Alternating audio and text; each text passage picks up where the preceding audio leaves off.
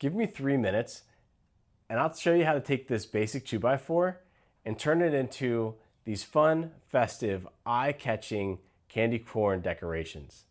This is the definition of a family-friendly project.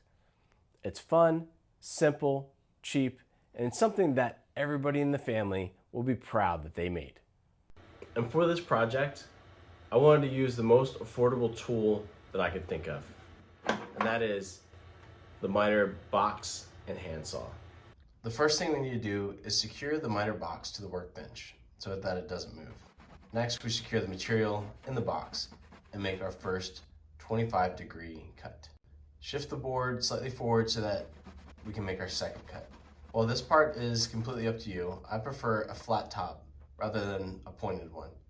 The candies themselves are mostly rounded over, so I want to mimic that here. Now we can flip the board and position for the next cut and simply repeat this process for how many candies you wish to create. Once everything is cut, a light sanding is in order to prevent splinters and enhance the workmanship quality. Sanding will leave a lot of dust on the surface of literally everything in your shop, including your workpiece. Using a tack cloth afterwards will ensure that you get the best finish possible. If you've never used a tack cloth before, I'll leave a link in the description for a detailed overview of exactly what it is and what it's used for.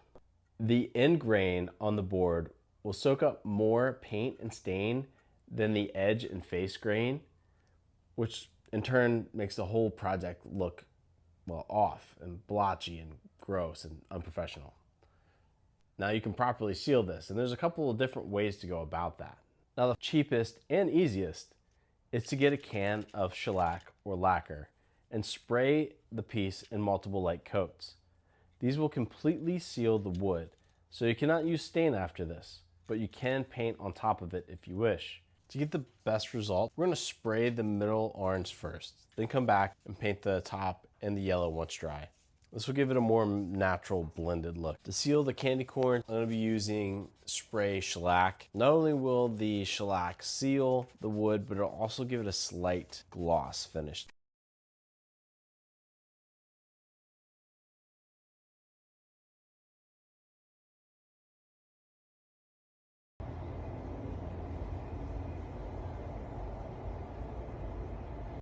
You may have noticed that these candy corns pair very well with their feline friends made out of the same board.